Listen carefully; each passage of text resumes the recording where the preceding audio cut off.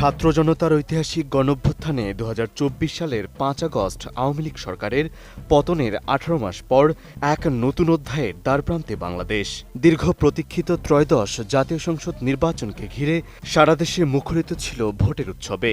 এই নির্বাচনী ডামাডোলের মধ্যেই বিশ্ববাসীর নজর কেড়েছে ভারতীয় সংবাদ মাধ্যম এনডিটিভিকে দেয়া বাংলাদেশ জামায়াত ইসলামীর আমির ডাক্তার শফিকুর রহমানের এক বিশেষ সাক্ষাৎকার।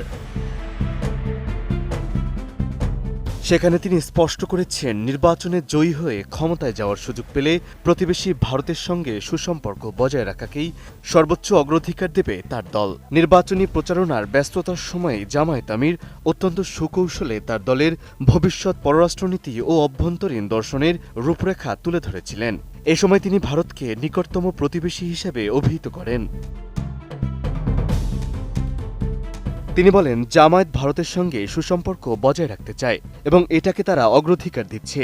এমনকি নির্বাচনের ফলাফল পরবর্তী সময়ে দিল্লি সফরের ব্যাপারেও নিজের প্রবল আগ্রহের কথা তিনি জানান। তার মতে, ভারত সফরে তার কোনো দ্বিধা বা বাধা নেই, তবে এই মুহূর্তে তার পূর্ণ মনোযোগ কেবল নির্বাচনের দিকে।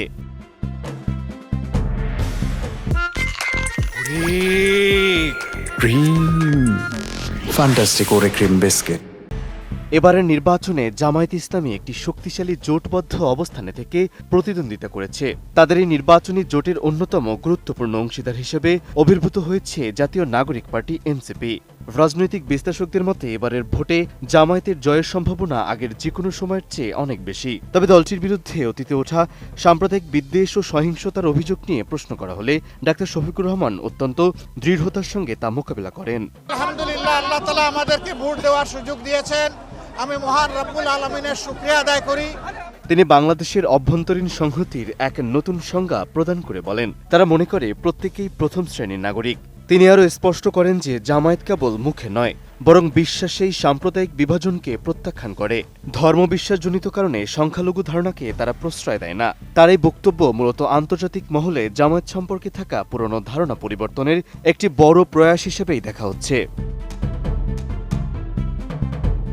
সব মিলিয়ে ডাক্তার শফিকুর রহমানের এই কূটনৈতিক অবস্থান এবং অন্তর্ভুক্তিমূলক নাগরিক অধিকারের ঘোষণা দেশের রাজনীতিতে নতুন সমীকরণ তৈরি করছে। একদিকে ভারতের সঙ্গে বন্ধুত্বের হাত বাড়ানো, অন্যদিকে দেশের অভ্যন্তরে ভেদাভেদহীন সমাজ গড়ার প্রতিশ্রুতি। এই দুই মন্ত্রেই প্রশ্ন উঠছে, তবে কি বৈতরণী পার হতে চাইছে জামায়াত? মেহেদী হাসান, এটিএন নিউজ।